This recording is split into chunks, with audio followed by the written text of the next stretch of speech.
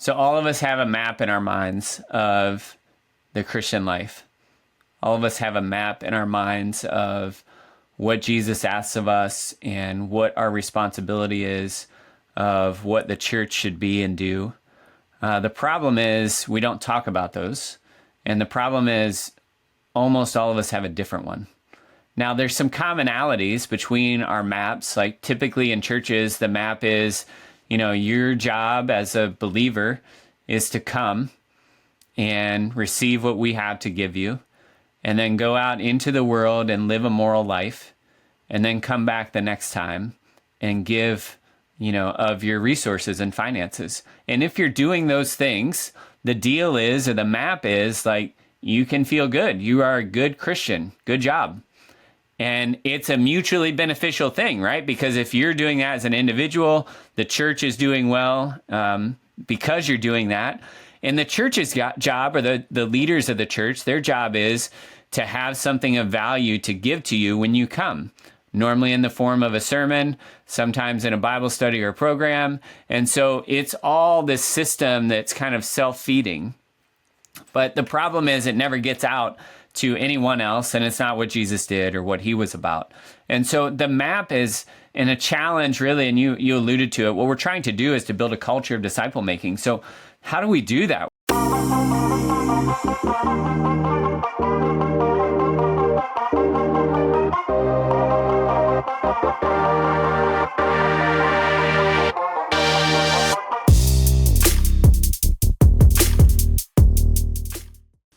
Hey, Into the Harvest friends.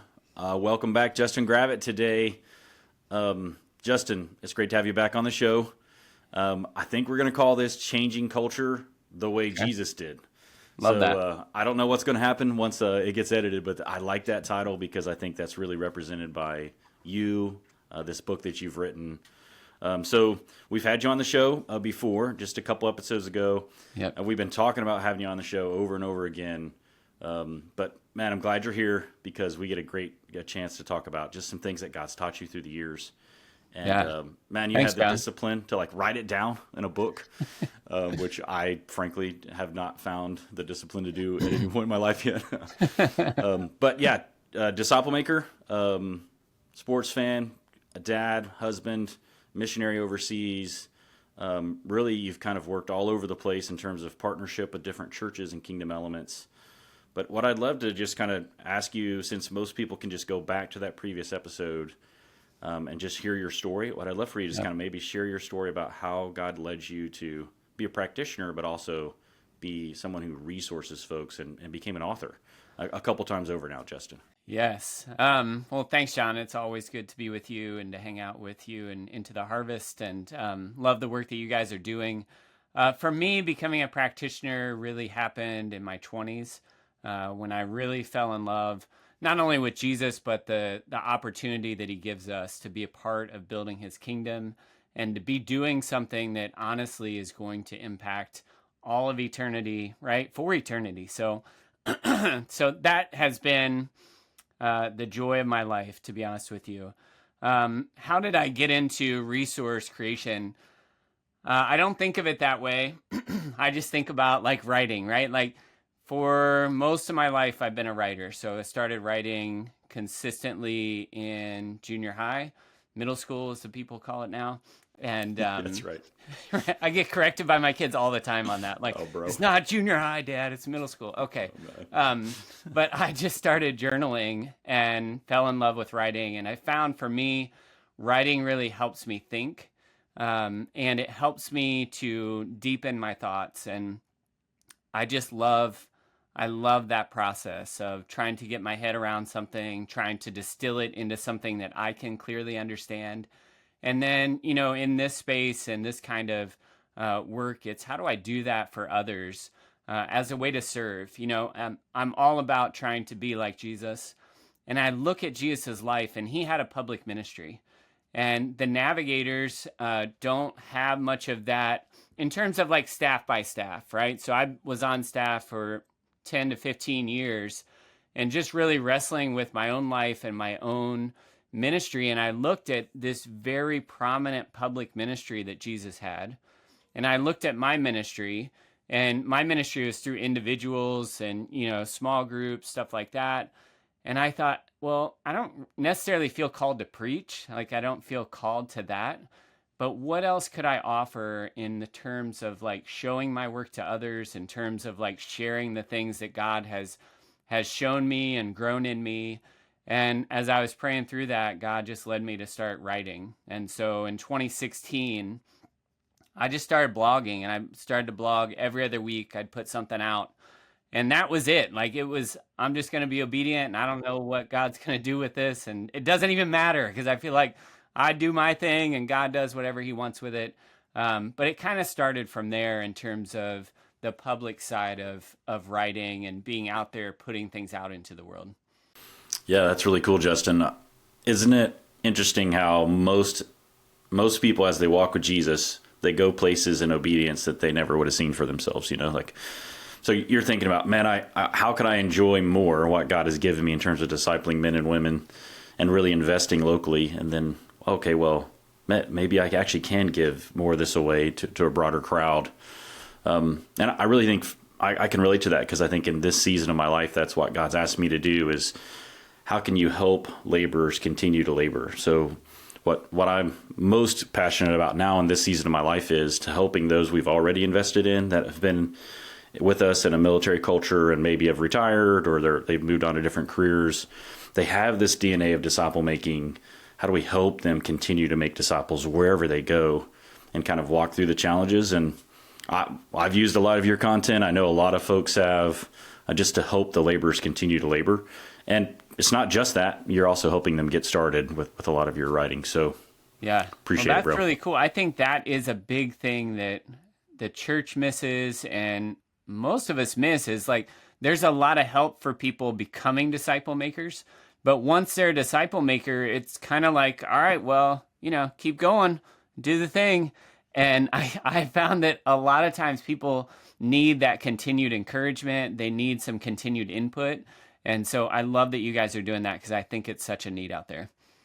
Yeah, I couldn't agree more. So this book I think is going to be a big part of kind of this concept. So we're talking about writing now and how God led you that into obedience. Lots of great blogs. So check out that website, justingravitt.com. But this book, so why this particular book? We're talking about the foundation of a disciple-making culture. I don't know, see if my camera can pick it up. And we'll put a link in the show notes, obviously. Building a core team to awaken a movement. So why this book, Justin? Yeah, so this book kind of evolved through my work with pastors and churches. And one of the things that I saw over and over again is that pastors and churches would come to me, would come to NCM, Navigators Church Ministries, and they would ask for help. And what they would ask for is, hey, can you help us get discipleship going in our church? And so, hey, we'd love to help. What does that look like, right? And they always wanted, like, the first question or the second question, well, what curriculum should we use? Like, should we use the 2-7? Should we use Discipleship Essentials? Should we use this? Should we use that? And over and over again, we're trying to help them see, like, it's not, the curriculum's not the problem. I don't know what you're using, but I can promise you that's not the problem. And as we talked with them, and as we really walked with them as well, one of the things that we saw is that there's this cycle that happens over and over again in churches. And the cycle is, they pick a program, they pick something they're going to do, they learn about it, they talk to their leaders about it, they get their volunteers ramped up to launch it, and then they launch it into the church.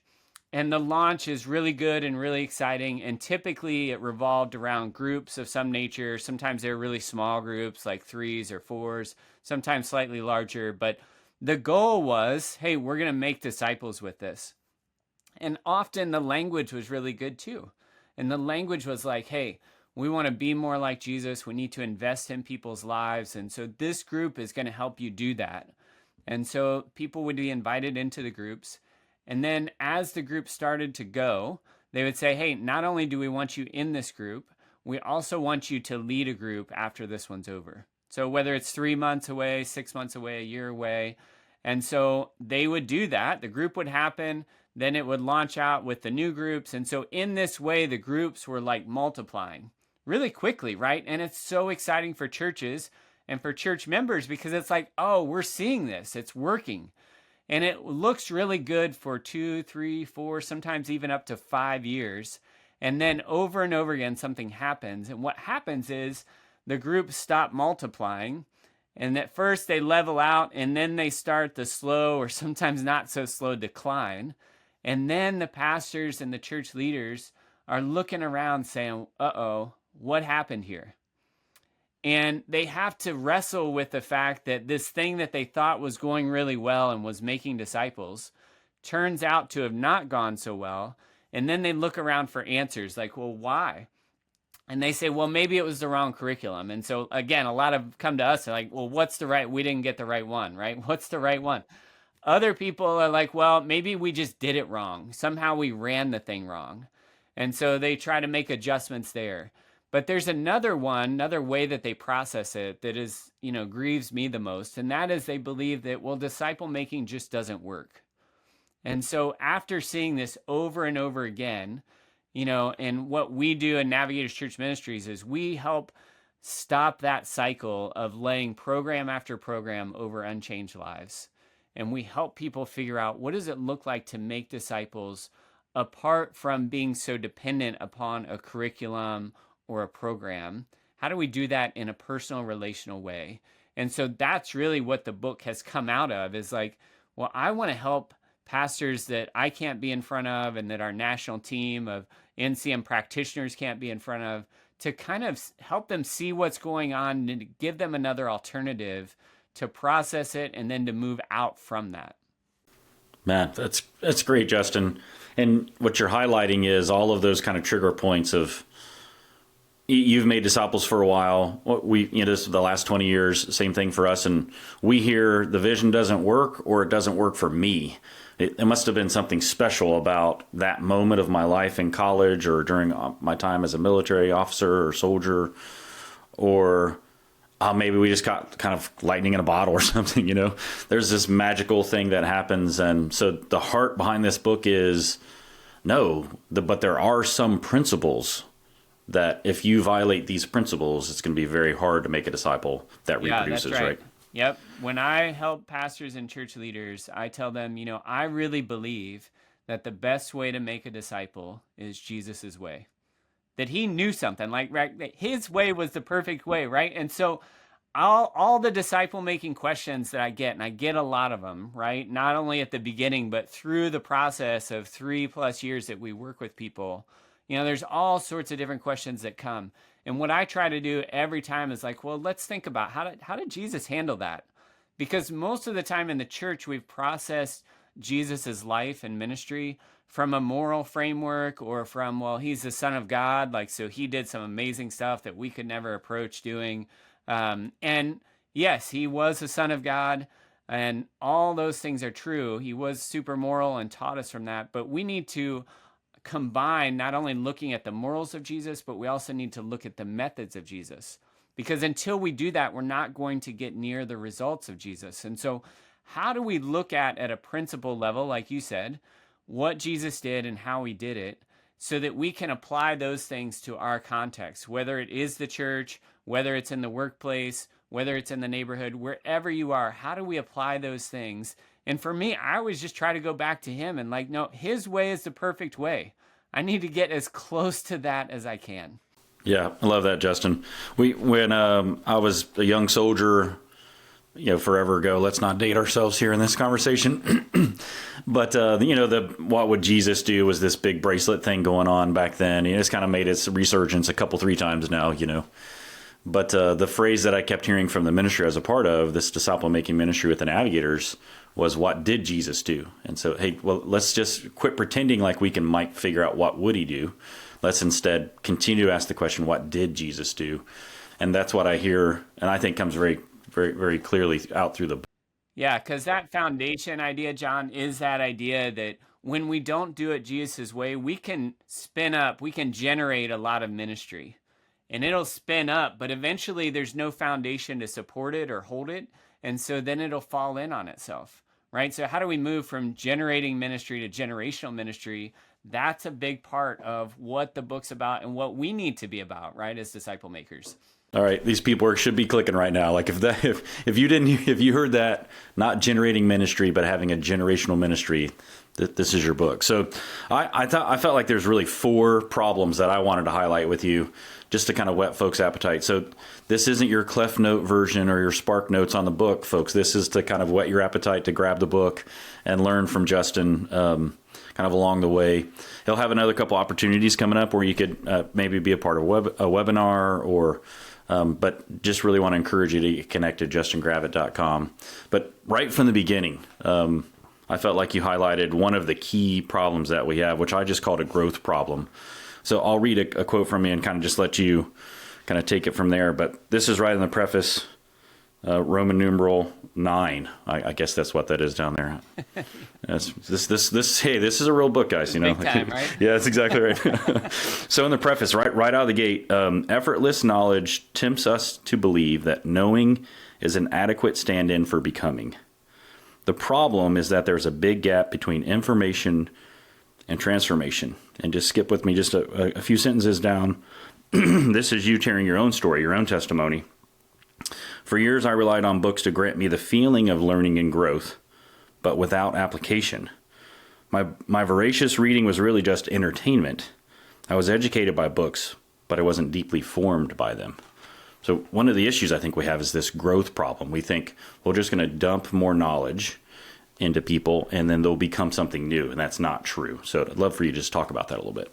Yes, absolutely. So I put that as a preface because one of the questions I had even before I moved down the road of writing the book is like, do we really need another book in the world? Like, what's the difference, right? There's millions of books. And, you know, I think there's value in books, but I also think there's a lot more value in incarnational ministry. And so I had to wrestle through that in my own heart, in my own life. Like, why am I going to spend all this time doing this, developing a book, when I could aim that time into the life of one more person?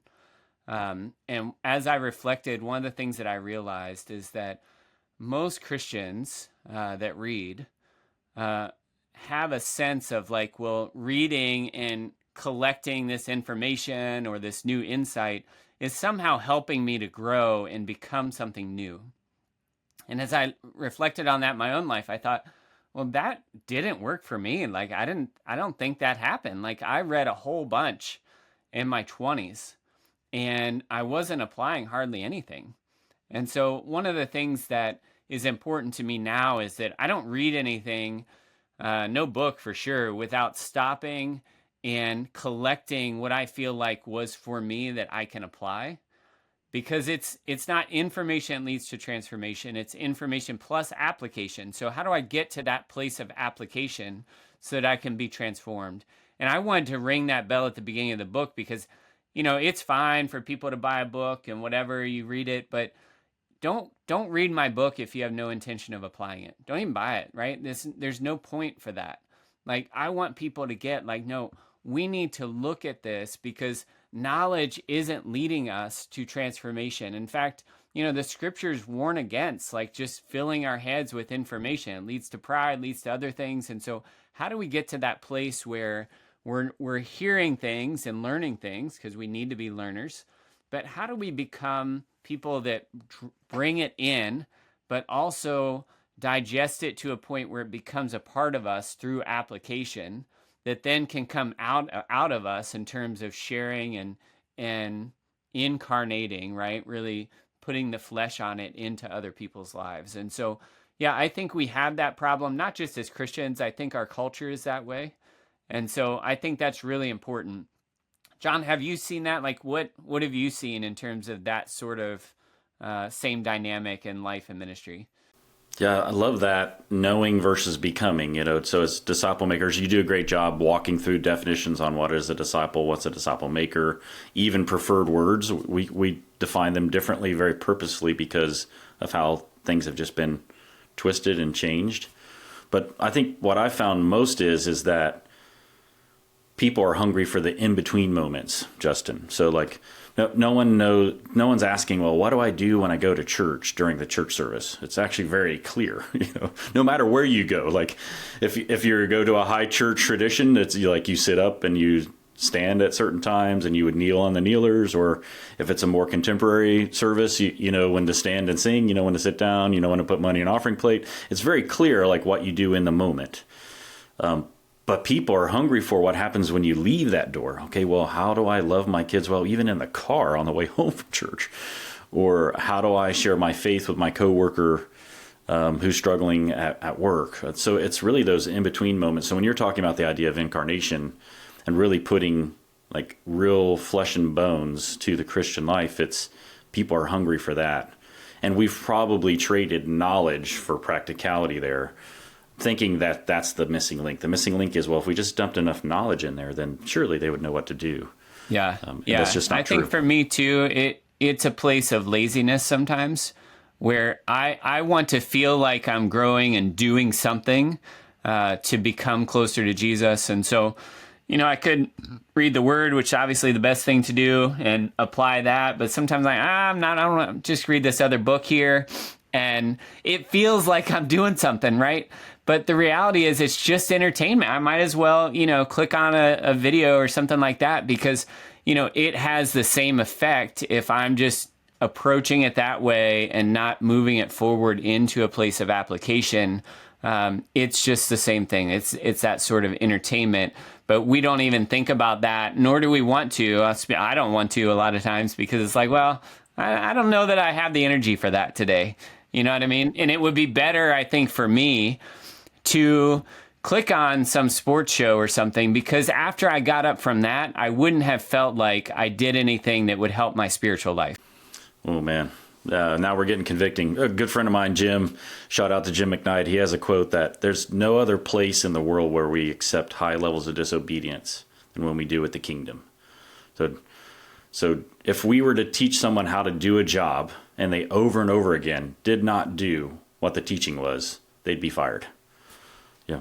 Well, we promote them in the kingdom. You know, like, oh, well, you're still here? Sweet. Well, can you? You haven't left yet. That sounds bad. This sounds horrible. And, you know, but it's really true. We're just willing to accept disobedience. It's very normative. I'm not going to do anything with the information that I have. So you try and remedy that. You take a shot at it, a really solid shot, just to say, hey, look, this isn't growing. This isn't learning.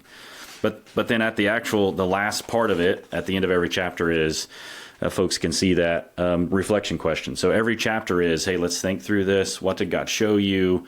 Is he saying you need to take some sort of action? And I do hope that as people read the book, they take the time to do that. Write those out and spend some time thinking through, oh, well, I think God said this, or, whoa, I can't wait to share this with my friend, or, man, I got to share this with my spouse. So I think you do that well. Just think about that growth problem.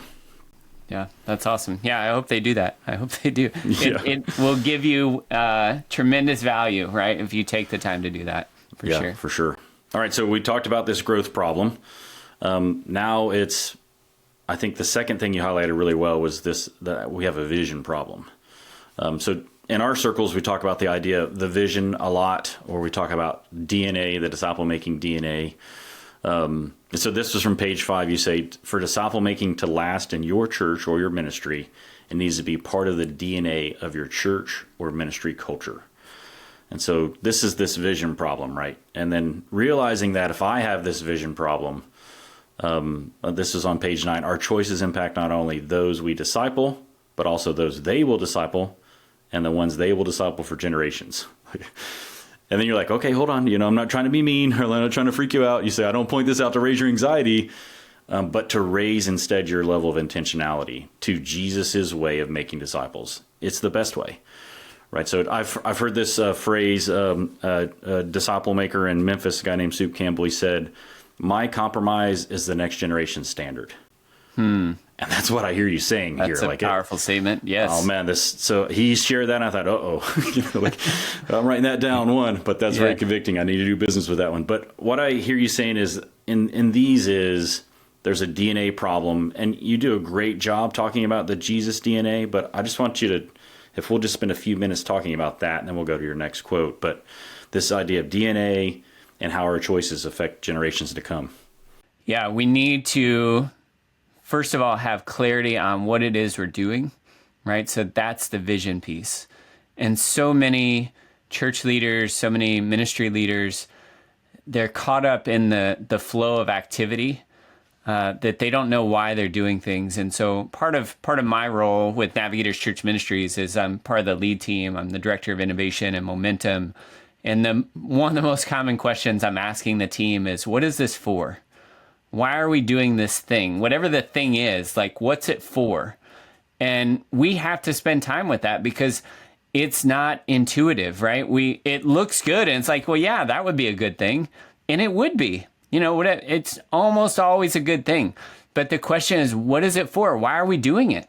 Right? And so in disciple making, it's the same, but it's a heightened question in a church ecosystem or ministry ecosystem, because if we're not aiming with clarity on what it is we're doing, then we're probably not hitting anything, and we might be moving ourselves away from the highest target, right, of making disciples who make other disciples.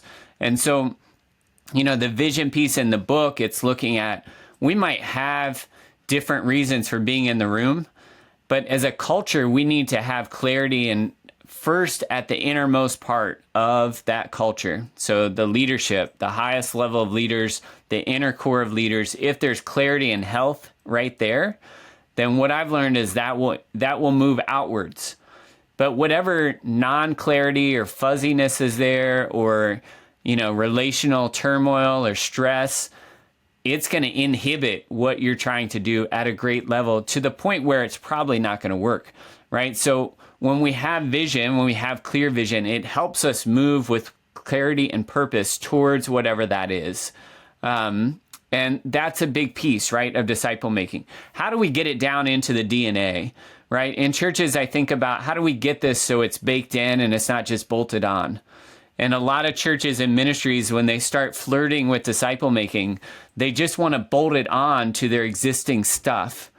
And you can do that, but it will remain something that's bolted on. It won't be something that comes out of the DNA of the culture. And so to get it down into the DNA, you really have to drill down into some things and ask some hard questions and wrestle through some hard things, because if it's going to become a part of the DNA, it's going to displace something else in that culture.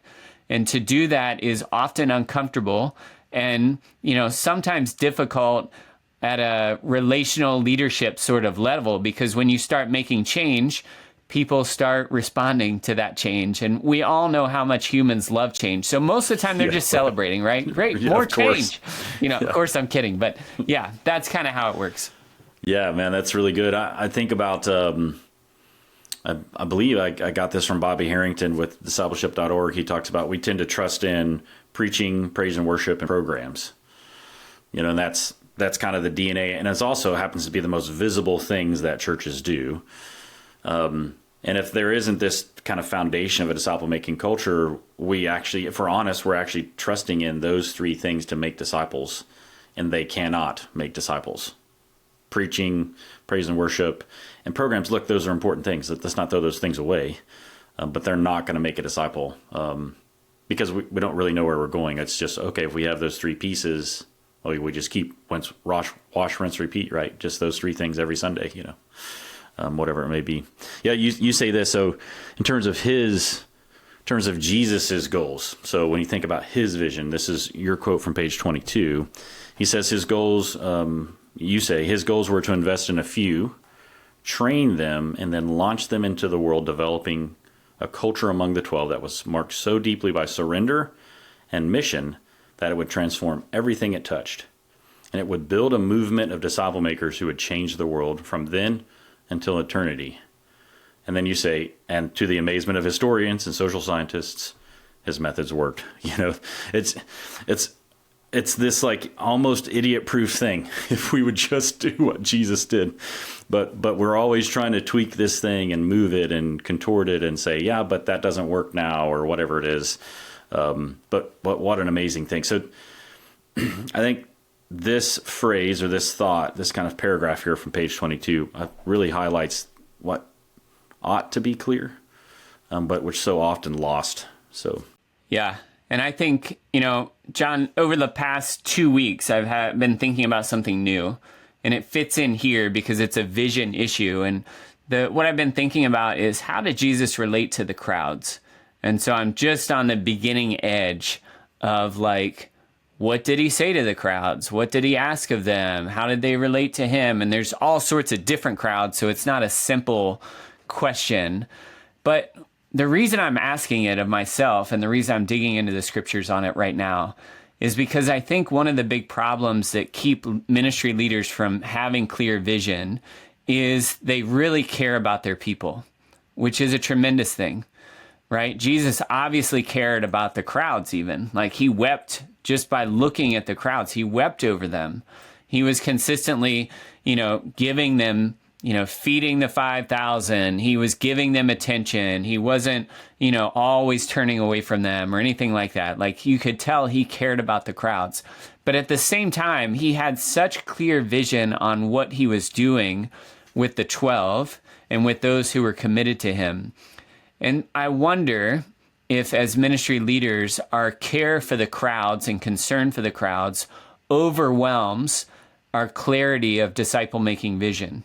And so now instead of like, hey, I need to say no sometimes to the needs of the crowds in order to train the people that God has entrusted to me as disciples, they stop doing that and say, well, it's a need. I see these needs. I need to meet the needs. But the other thing I know about Jesus with the crowds is he's often looking at the crowds and saying, well, I know they want me. I know they have needs, but we need to go over here now. And he says no to those, right? And so a need doesn't constitute a call. Somebody taught me that a long time ago. And so how do we discern through that? But it's a vision thing at the end of the day of like, well, I have to have clear vision. The main thing I'm doing is not meeting needs of the crowds or even caring for the crowds, although it should be a part, right? The main thing I'm doing is developing disciple makers in a relational, intentional way. And I think, again, back to that vision piece, like that is, what is it? One thing at least that clouds vision of ministry leaders is, I think, the care for the crowds. Yeah. Justin, this is one of the things that Satan has twisted and contorted and caused many to turn away from disciple making, is this idea of selection and really investing in a few. But if you stop, invest in a few, and you don't say for the sake of the many, then I can see why this is a problem. Jesus, because of his care for the crowds, invested deeply in the 12 who would lead and love and serve and guide and proclaim the gospel to many more crowds. In fact, we're talking about it right now because they did, right? Whatever the numbers are, 2 some odd billion Christians of the 7 billion in the world, or whatever it is now, I don't know. Okay, it just changed. Oh, changed again. But so we're here talking about it because Jesus did invest in the few. But it does feel, and you talk about this a little bit in your book, when you're talking about building a core team. We'll talk about those tactics here in a little bit, about this idea of selection. But this is part of that vision. It's an implication from a clarified vision. I am investing in a few for the sake of the crowds. And that's one of the cleverly devised tales of Satan in the midst of making disciples is, that's going to hurt people. That's not what Jesus did. Well, you read your Bible more. I don't know what to tell you there. But he did it with a heart for the crowds, and that's probably the thing that needs to be kind of pulled back the most. So you talked about that vision problem. I also think it's really important to talk about a motivation problem. So you have this on your Disciple Makers wheel on the front part of your bicycle illustration where you're discipling people. One of the spokes is you have to tell them why. So why should we aim for generational ministry? Why do we want a disciple-making culture? Why do we take the time to create a foundation? And so you go through the book and kind of page 40 and beyond where you're talking about, well, churches do it because of this, or they do it because of this. So maybe contrast those, the healthy way or the unhealthy way, why people, we got to make disciples. And then maybe talk about kind of 3 core fruitful motivations for disciple making and the foundation of a culture.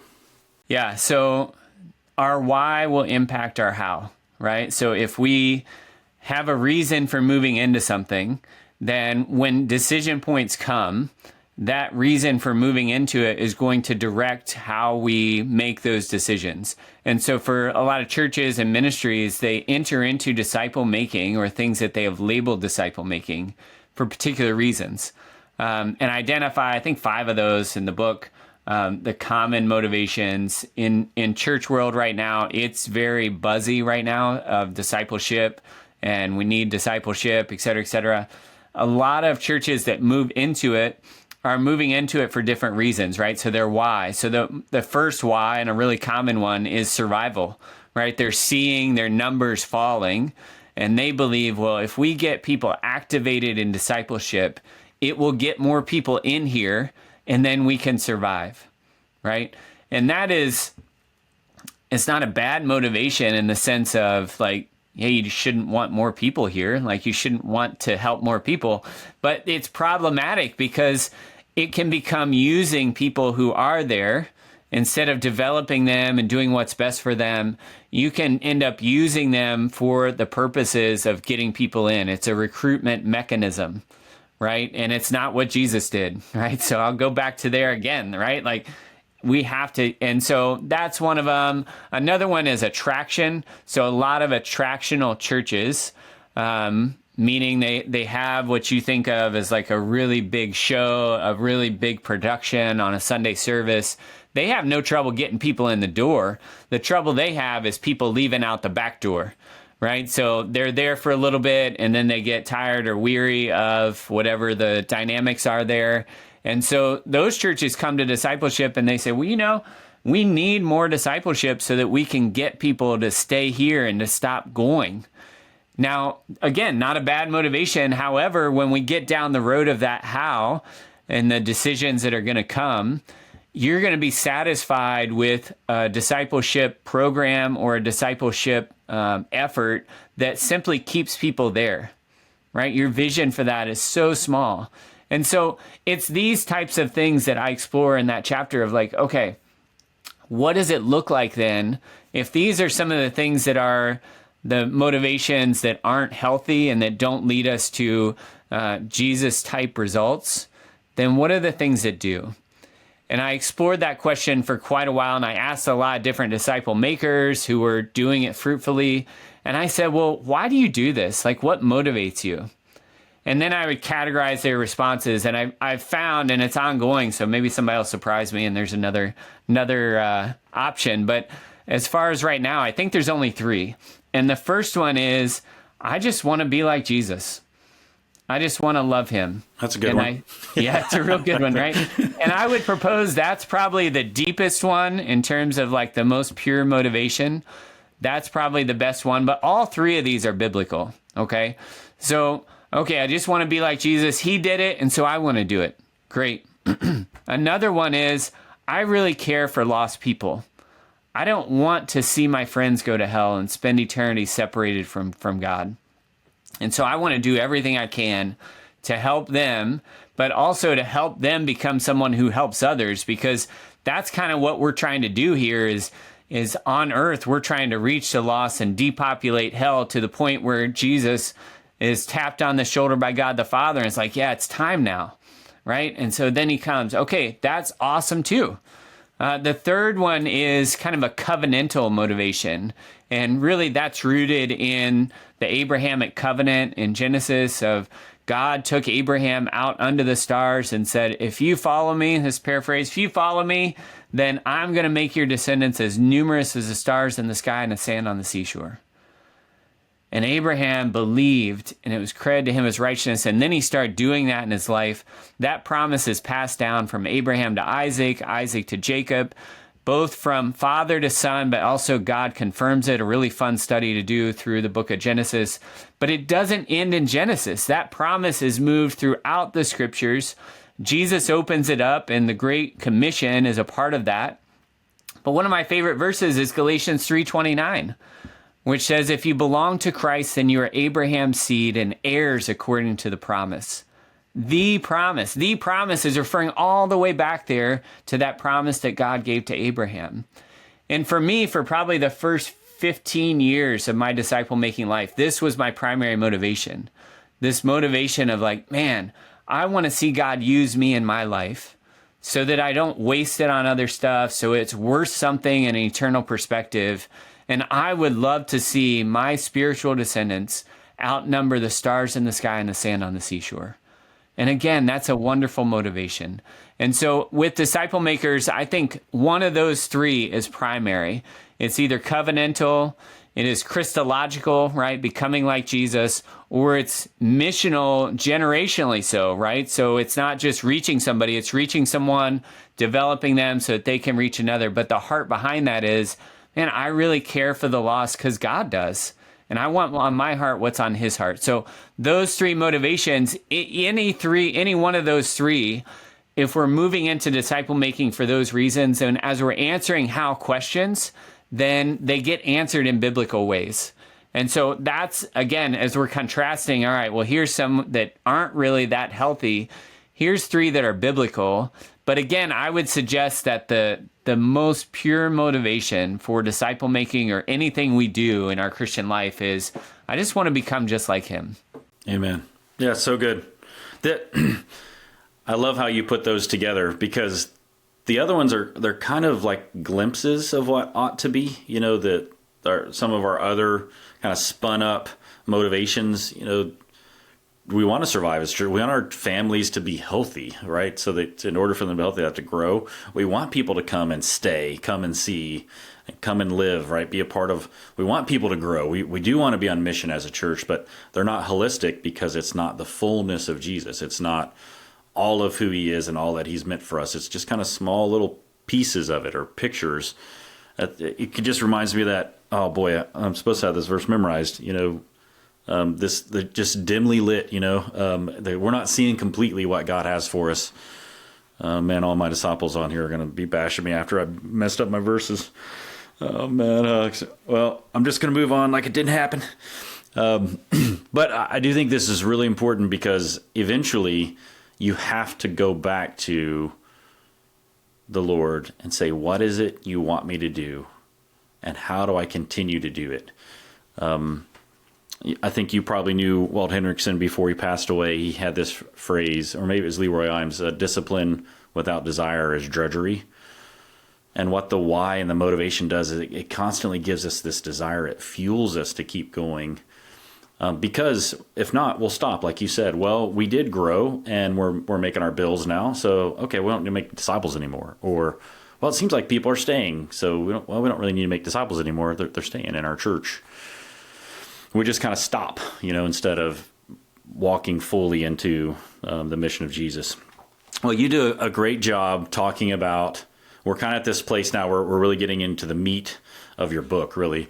You do a great job, though, talking about how, all right, we see these things, we need to grow, maybe we're getting the right motivations. So let's launch with this beautiful vision statement for our church, and we've been a part of these vision statements, through the years with different organizations and churches that we've gone to, where there is this kind of unveiling of this new mission statement or a vision statement. But you talk about, everybody's going to stand up and clap, and then everybody forgets, goes right back to it. So you contrast that vision statement with a map, which really begins to moves us into the meat of your book. And this is from page 49. And you basically say this is after the motivation talk. Let's not overcomplicate this. Disciple making should be led by a disciple making team. In the absence of a team, it must be led by a disciple maker. Either way, the work is spread by those who are passionate enough to light a fire in others. Disciple making cannot be led by someone who's never been a disciple maker. It should be obvious, right? But this is like a vision statement versus a practical map on how to get there. So could you just talk a little bit about the map, and then I'd love for us to kind of pull on the core, the CORE, and why a team matters if we're trying to create a disciple-making culture, but we're getting there. Talk to us about the map. Yep. So all of us have a map in our minds of the Christian life. All of us have a map in our minds of what Jesus asks of us and what our responsibility is, of what the church should be and do. The problem is we don't talk about those. And the problem is almost all of us have a different one. Now, there's some commonalities between our maps. Like typically in churches, the map is, your job as a believer is to come and receive what we have to give you, and then go out into the world and live a moral life, and then come back the next time and give, of your resources and finances. And if you're doing those things, the deal is, or the map is like, you can feel good. You are a good Christian. Good job. And it's a mutually beneficial thing, right? Because if you're doing that as an individual, the church is doing well because you're doing that. And the church's job, or the leaders of the church, their job is to have something of value to give to you when you come, normally in the form of a sermon, sometimes in a Bible study or program. And so it's all this system that's kind of self-feeding. But the problem is it never gets out to anyone else, and it's not what Jesus did or what he was about. And so the map is in a challenge, really, and you alluded to it. What we're trying to do is to build a culture of disciple making. So how do we do that? Well, we have to change the map. Another way we could talk about is muscle memory, right? And so after running this thing and doing the thing for years and years and years, and then somebody comes in and is like, well, is it like that?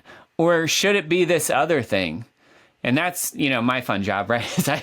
I do that. And I annoy people, but in godly ways, hopefully.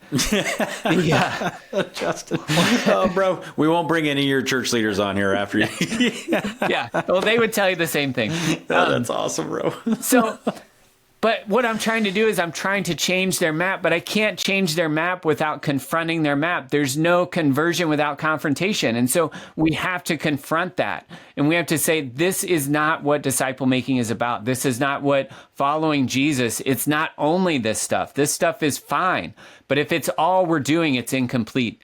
And so helping them to change that map is really hard, because first we have to figure out, all right, what are you seeing now? But then I have to say, well, what are we trying to make here? We're trying to make disciple makers. See them? And I try to paint a picture, right? Picture of a disciple. Okay, so we're trying to do that. Now, how do we do it? Well, they answer out of their map, and they say, well, we have people come, we preach, we get them in the Word, we tell them to be in the Word. And then I'm like, well, is that working? Well, not so well. Okay, well, is that what Jesus did? Well, not exactly. Okay, so we have to make some changes. Right? And the changes have to be, we got to be more relational is one of the biggest changes. But we also have to do this in a way that looks and smells like Jesus, right? We have to come alongside people. We have to love them for who they are. We have to treat some people different from others, right? A lot of us listening are parents. A lot of us have more than one kid. You can't do the exact same thing with every kid and expect the same results, right? It doesn't work. And as parents, we know that. But as disciples and disciple makers, we don't get that initially. We don't even think about it. So changing that map is a long process, because even after they see it, and this is part of the problem with both individual change but also culture change, is just because they see it, it doesn't mean they're going to change anything. And so then I have to get them, all right, you see it, now you need to do it, and you have to do something different. There has to be movement. And some people, they can see it and start doing it, and even then it's not enough. They want to go backwards to the old way. They get tired, they get worn down, and they want to go back to that old map, and they want to do things that they used to be able to do really well without thinking about it because of all the experience they had. And then we have to say, no, we have to keep going. We have to keep going, and we have to finish, and we have to endure through all those struggles. And so that's the hard work of culture change and culture development, is moving through those, what I really consider three main barriers to it, is the barrier of seeing, the barrier of moving, and the barrier of finishing.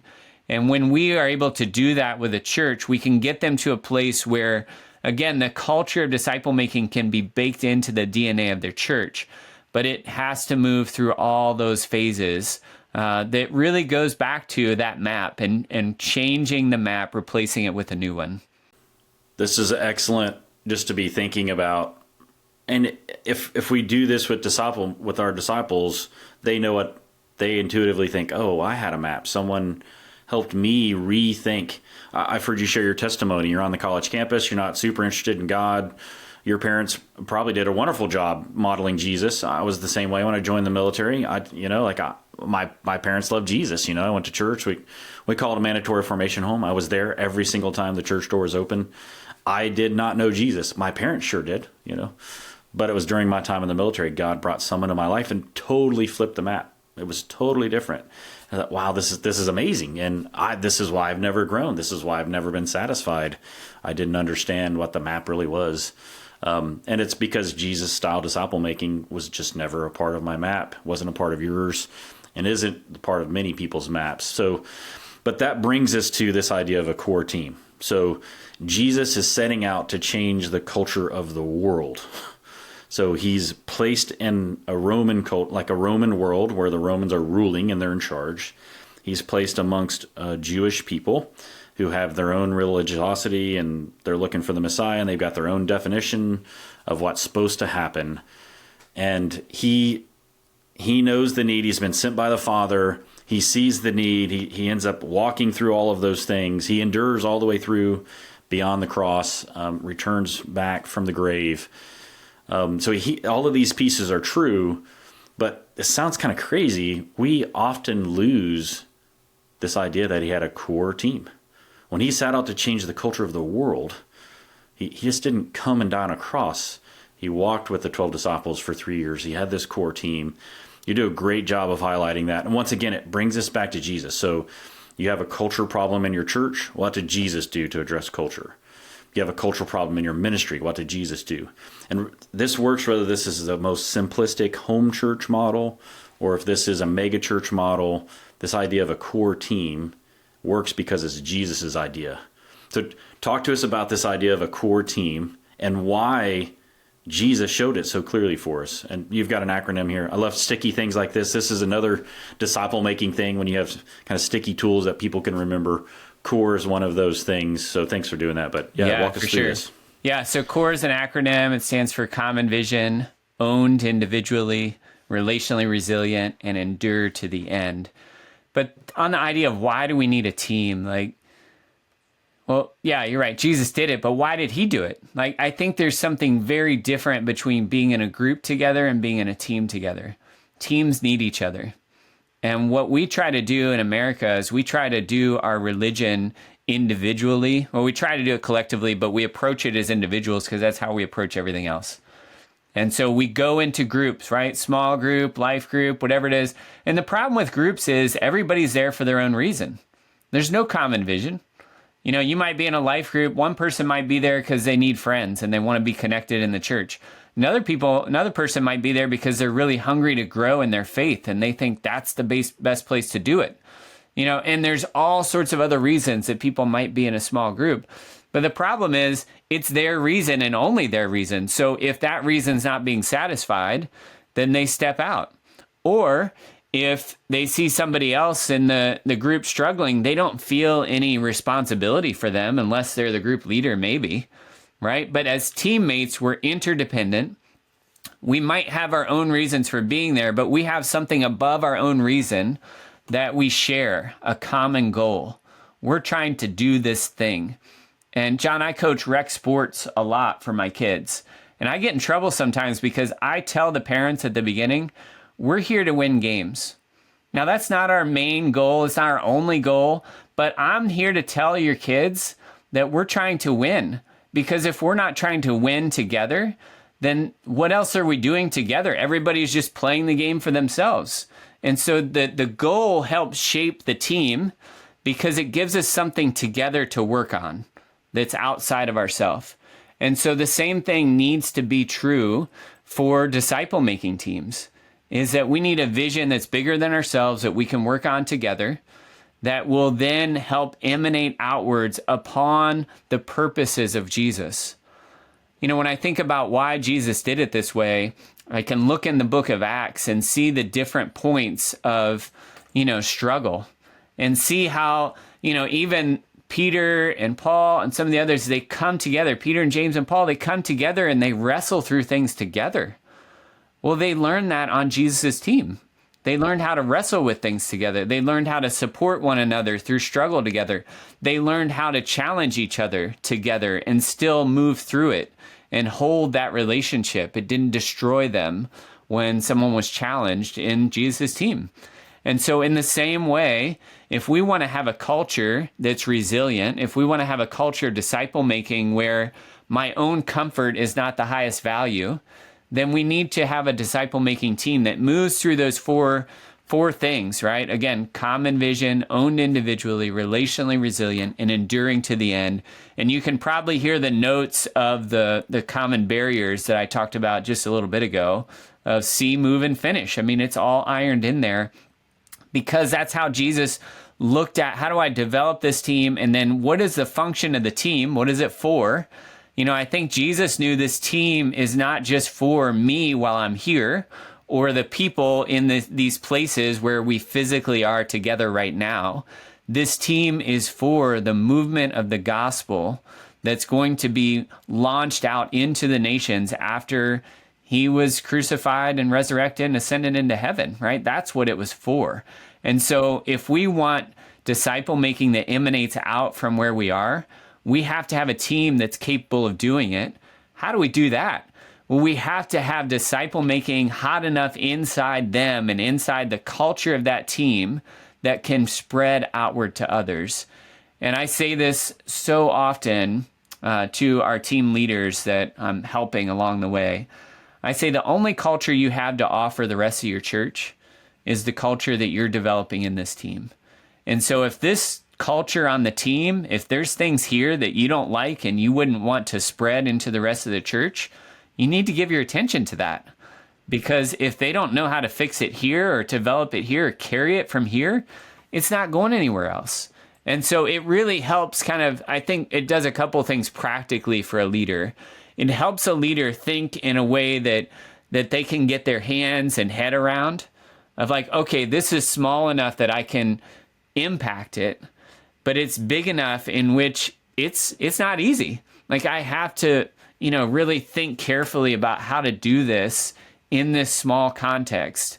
Because if I can't do it in the small context, it's not going to happen in the larger. Yeah, that's great, Justin. I keep hearing, trust the process. We're both sports fans, The 76ers had this quote, always, well, hey, trust the process. Now it hasn't panned out, they're still trusting in whatever process this process is, but that's not true of our process. Our process comes from he who was present at the foundations of the world, and even disciple makers, even as disciple makers who say they're focused on Jesus, we can move away from our own process that God's given us, which is invest deeply in the few for the sake of the many, and stay focused on that few because it will pay dividends for the many. But we can even spread out and even move beyond our own scope just because, there's got to be a better way and we got to help this. It's got to go faster. And what tools can make it go? That doesn't mean we shouldn't continue to work and think and pray. We should and clarify, but let's trust the process. Trust Jesus took 3 years with those 12. It was very clear what he was recruiting them to. Come follow me, I will make you fishers of men. He sent them on these journeys. There was training back and forth where they would go out and he would give them feedback. And then he launched them into the world, and we're here talking about them together. So you walk through that core team, each one of those. One of the things I really liked, for the listeners as they're thinking about reading the book, you get kind of these theological and just well thought out passages, but then Justin at the end will say, I was meeting with Pastor so-and-so. Names changed to protect the innocent, I'm sure. I was meeting with so-and-so, and this is what was happening on his core team. And so it just kind of brings you, okay, this is practically what this principle could look like and how we might be able to address it, which once again kind of puts flesh on the bones of it's an incarnated way to think through some of the principles. So yeah, really, really, really suggest checking out the book, The Foundation of Disciplemaking Culture, Building a Core Team to Awaken a Movement. Really, the subtitle could be like Jesus, which is kind of where we started. How do you change a culture the way Jesus did? And Justin, I really appreciate it. Love to just kind of give you the floor. We'd love for you to get connected with Justin, his tools. Check out the book, justingravitt.com, Navigators Church Ministry. So tell us kind of once again how people can connect with you, but then also a little more of your work. Sure. Before we hop off. Yeah. Best place to connect is justingravitt.com. There's a way to contact me through there. That's the best place to get onto my blog list, to connect to the books and those things I put out into the world. I also just like to mention, I'm a part of a team nationally, Navigators Church Ministries team, that we walk alongside church leaders and ministry leaders to help them with disciple making. And first, we help them as individuals, right? So those church leaders that normally have some language, but they haven't been trained and haven't had a lot of experience personally discipling others. And it's a great joy. But the other thing that I just mention on podcasts like this is if you're feeling like God's kind of pulling you into that work, or like has put those sorts of people on your heart, church leaders and church culture and all that sort of thing, like, our door is open, and we would love to consider, what it might look like for you to join our team, doing the type of work that I'm doing and others are doing around the country. But one of the things I love about Into the Harvest and the work that John, you and Andrew are doing so well, and others, is, that laser focus on generational disciple making. And so wherever you are, like, my hope is that this book and anything else that I put out is helpful in your context. And so I'd love to interact with you in whatever way makes sense. And that's probably the best place to connect with me is at justingravitt.com. Yeah, thanks, Justin. I've benefited so much from you. I told you the story. I don't think you even knew before we jumped on today. I spent a year where I felt God was asking me to really broaden my horizons and to look for generational disciple-making, Jesus-centered disciple-making focused folks outside of my immediate context. And strangely, it took me to an Ohioan who worked for the exact same organization as me, which was you, Justin. And I do think that you've really helped me clarify and think through some things, helped me see a different perspective and bring clarity. So I just want to personally thank you, Justin, for helping me just think through well and clarify the vision of Jesus. But yeah, please connect with Justin. You'll really enjoy it, I promise. And then the last thing I'll add is that this book is written because of Justin's context with the church and with pastors and creating a disciple-making culture within churches. But I think this goes much farther beyond that. We worked together for the Navigators, and one of the things that we were always trying to figure out is how do we keep the laborers laboring? So they were in a collegiate ministry for 4 years, or they were alongside a military post for a couple of years before they either got out of the Army or graduated and moved on to cities. And what we found is they were always trying to replicate the tactics of that ministry. So the Nav Night is a very typical thing for both military and collegiate, though we probably call it different things, where it's a big gathering. There's a pretty dynamic teacher, and there might be some small groups. So our people would leave and think, oh, I got to recreate that. That was the magic sauce, so to speak, of disciple making. And what you do is you help us go back to Jesus and say, oh, I need to ask God to bring a man or woman in my life to invest in deeply and build a core team so we can affect the culture around us.